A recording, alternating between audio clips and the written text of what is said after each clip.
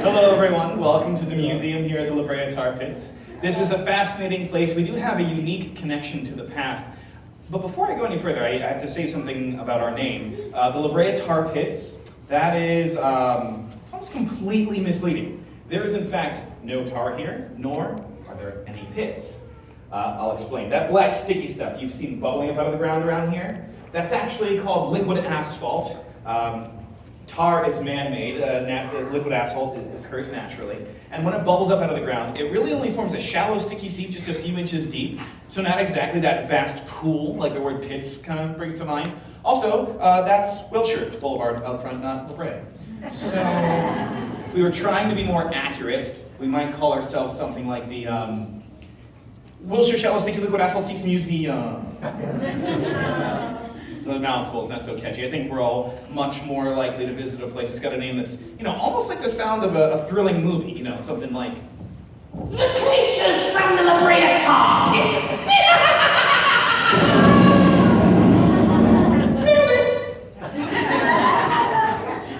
So tens of thousands of years ago, before anyone was even thinking about movies, there were thrilling natural dramas taking place here in Los Angeles, and they're still happening to this day, in fact. The most current paleo drama, so to speak, to play up here at this museum is called Project 23. Have any of you seen or heard of Project 23 yet today? Perhaps a few of you, it's hard for me to see. A few of you, excellent. So for anyone who hasn't, you should know that it's not the name of a thrilling movie, no, but perhaps it could be. In light of that, we're going to watch a short 2-minute clip to introduce us all to Project 23.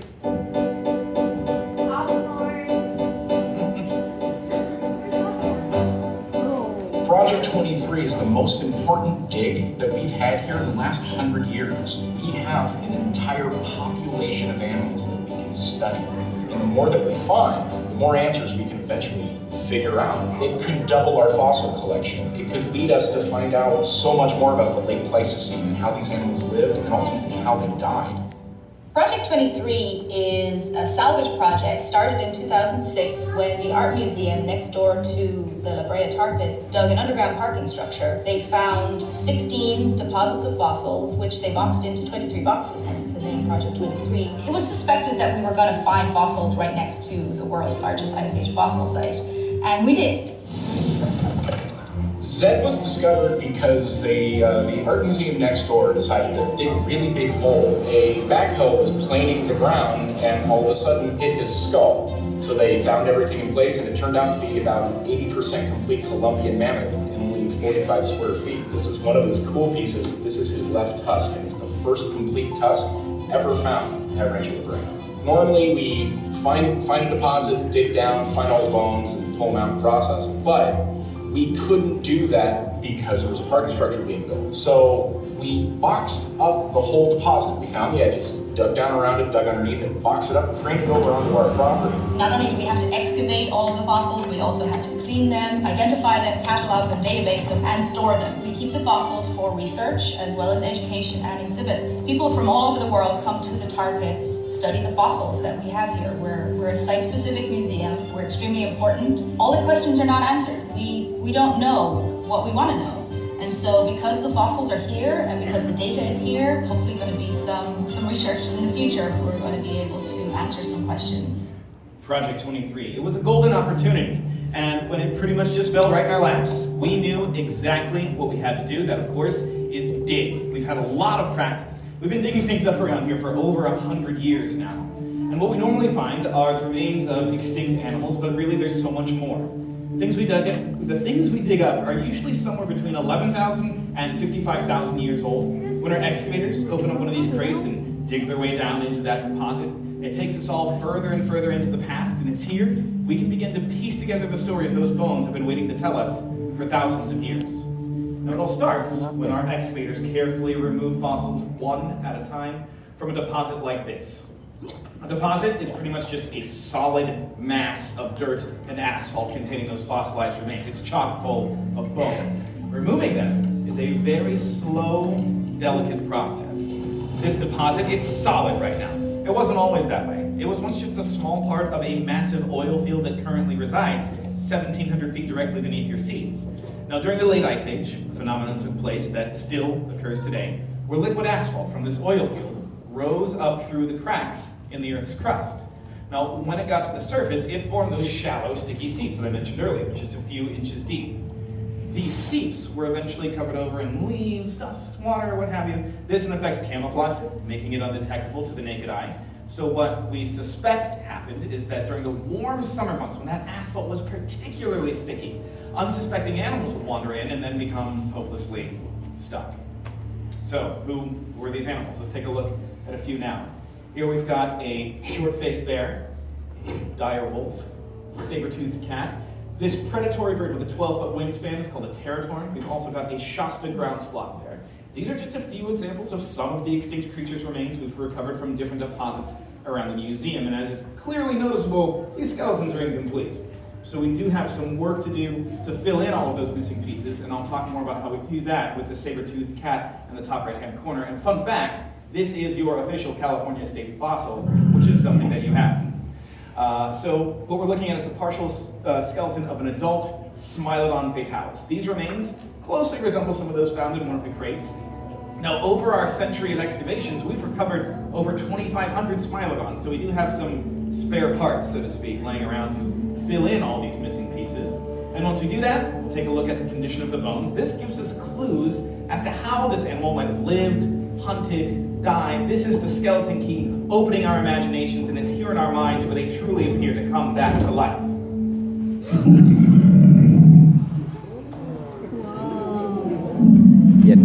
So, based on its skeleton, we can deduce the average Smilodon fatalis was approximately the same size as a modern-day African lion, but nearly twice as heavy, coming in at around 500 pounds. The bones in its chest, shoulders, and forearms, they were extremely powerful, indicating that this animal was incredibly muscular in those areas. And the skeletons of older Smilodons, we often see some signs of wear and tear in that lower lumbar region. And what this indicates is that the cat's hunting habits probably put a lot of strain on its lower back. And that supports a very popular theory, that Smilodon fatalis was an ambush. A type of predator that does just that. It carefully sneaks up on its prey, or maybe it patiently waits behind an obstruction for unsuspecting victims to then wander by.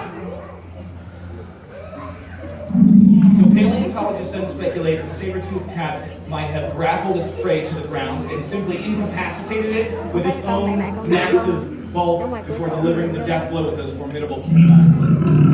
If you manage to miss them, the canines, they are the large, sharp, pointy ones there. So those imposing curved sabers, they could grow to be 8 inches long. The front and backs were also covered in serrations, a lot like you might find on a steak knife at home, perhaps. Now, we believe this animal might have used its canines to first slice into its prey, then perhaps just fell back, allowing that prey to simply die of shock and blood loss before then moving into feast. When biting, the canines, they provided no obstacle whatsoever for this animal, as we believe it could open its jaw somewhere between 95 and 120 degrees. Neither was an obstacle in actually chowing down on its meal, so to speak, as we believe it preferred the sharp carnassials in the back and sides of its mouth for chewing. So this cat you see before you here, it's hunting alone, but many scientists believe that it lived and hunted in social groups, a lot like lion prides do today. All right, so that is cat. That's what happens when you use Flash. What about its environment?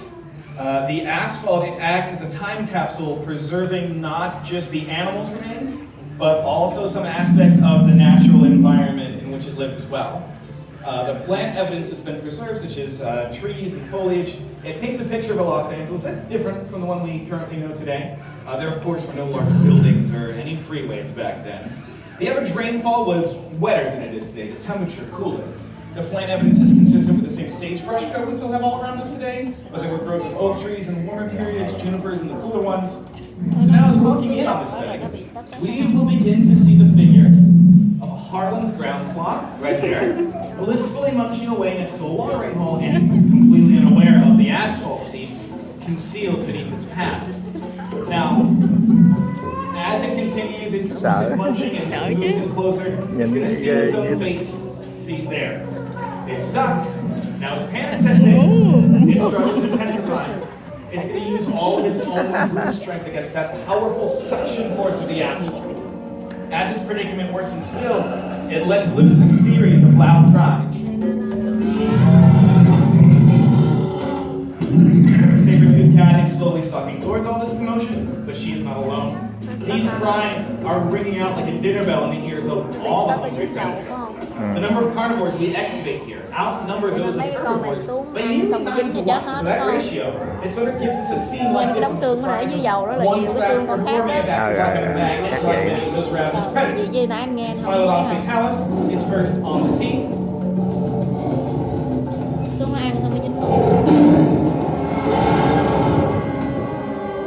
But the cat now too is stuck and will share the same fate as its would-be prey.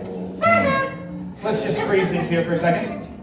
This scene is going to continue to grow and intensify with the addition of each new predator. Rather than just focus on this one moment alone, we're going to fast forward and catch some brief glimpses of the rest of that long journey to come. So here, we have the sloth and the saber-toothed cat. They are slumped over and permanently fastened to the asphalt seam. This particular entrapment event is now complete. All the bones underneath are going to continue on to the next phase of their journey that ultimately leads them back here to us at the museum. Anything that remains exposed to the air and the elements will gradually decay and decompose. Rainwater will provide a thin layer of sediment over the asphalt seep. Bones are very porous. The ones underneath, they are slowly absorbing the asphalt, and once absorbed, this fortifies the bones, repelling groundwater and preventing decay. Now, this unique process of fossilization preserves animal remains that are tens of thousands of years old so well, they only appear as if they've been dead for a few weeks by the time we excavate them. More asphalt coming up through the cracks. The fresh layer, it covers over any remaining evidence of that previous entrapment, and the process starts all over again. It's its own layer of debris, and we theorize now the weight exerted by this following round of victims. It may have forced those bones already underneath to break apart, mixing them together. And these seams are now stacking one on top of the other, on top of the other, creating that illusion for us of a deep pit. Now, based on the number of fossils we've recovered, we know this entrapment event, it wasn't exactly an everyday occurrence. One entrapment every 10 years would account for our findings. But over those tens of thousands of years, the remains have piled up, and it's left our museum with the most extensive collection of Ice Age fossils on the planet.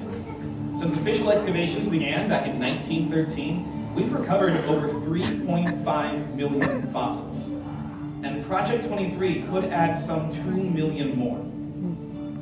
So that's all we have for this presentation. But see what else we have to offer if you haven't already. The Pleistocene garden outside, it has some examples of Ice Age foliage for you.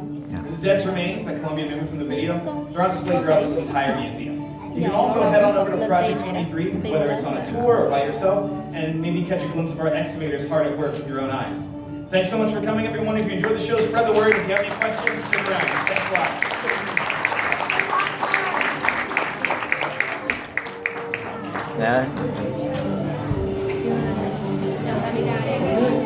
You scared, baby? Hả? Wow.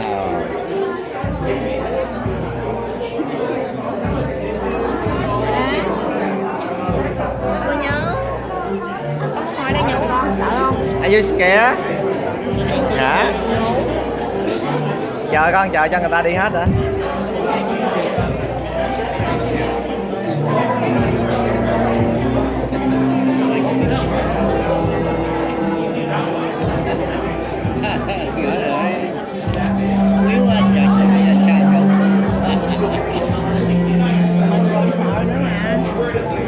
Ông bà nội đi nè, đi coi, đi museum nè.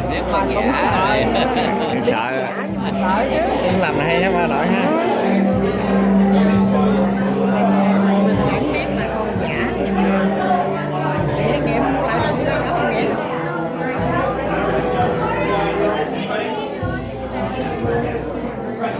con gì đâu có đâu. Đó con lại con coi kìa. Dẫn nè đằng kia kìa này. Khi thoát cái nó bao rồi.